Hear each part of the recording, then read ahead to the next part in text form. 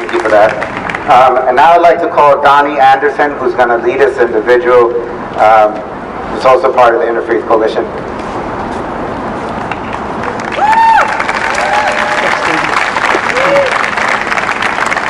Good evening, Rhode Island! You're here! You're here because you care. And a lot of you have been here for a while, and we're getting close to the Vigil part, so hang in there for just a little bit longer.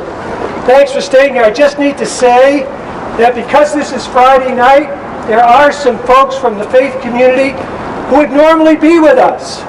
Some Muslims and some Jews who would be with us, but they're worshiping tonight. Let's remember that they're with us in spirit and with us so often on the front lines and fighting for human rights across the world.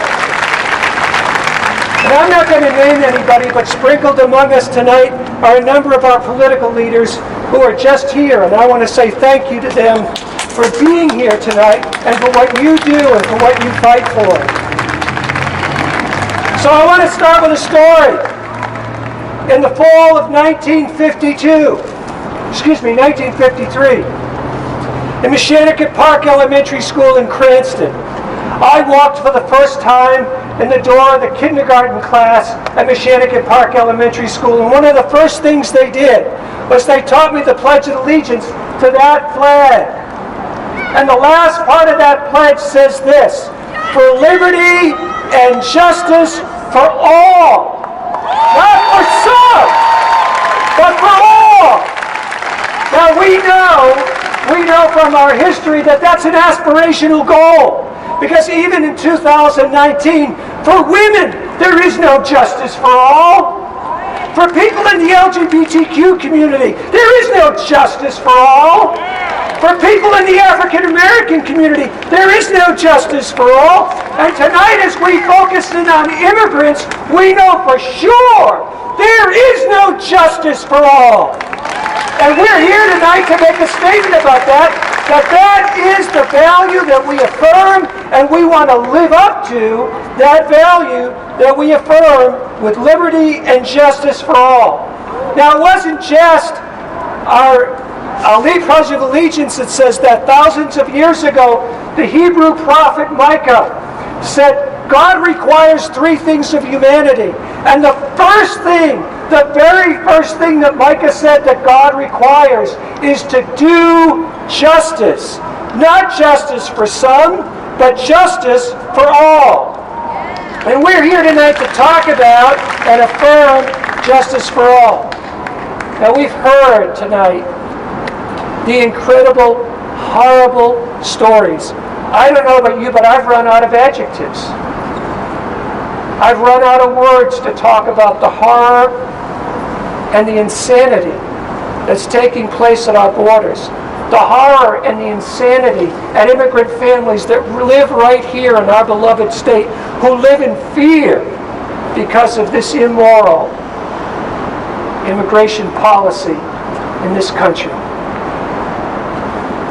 I share with you tonight that as we look at the world in which we live in, let us understand this, that the horror that is going on at the border is not an accident.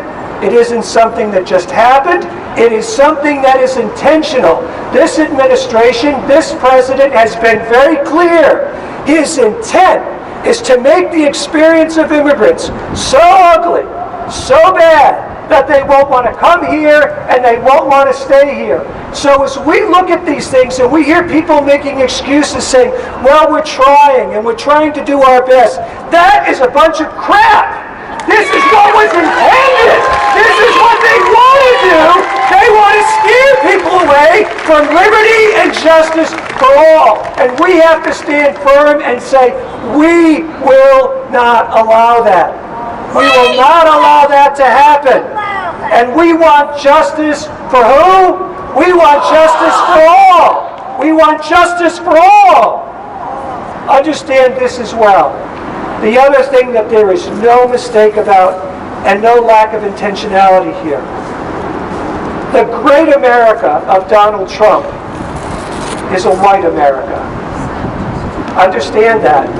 And if you're deceiving yourself, or you know people that are deceiving themselves, believe this is the truth. America being great for him is America being white. And it's important for those of us who are white to be here, as Aaron said earlier, and to be part of this. And I want to share something with you tonight. I've committed to this before, but I'm going to recommit tonight to Aaron's challenge. Aaron, I hope I'm next to you the next time you get arrested, because I'm ready to be arrested. I hope some of you are ready to be arrested. We owe it.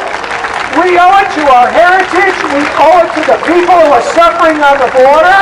We owe it to what it means to be America. If we really believe in the values of America, if we believe in justice for all, then how can we do anything less but in a nonviolent way put our bodies on the line and do whatever it takes to get the message through that we demand justice for all.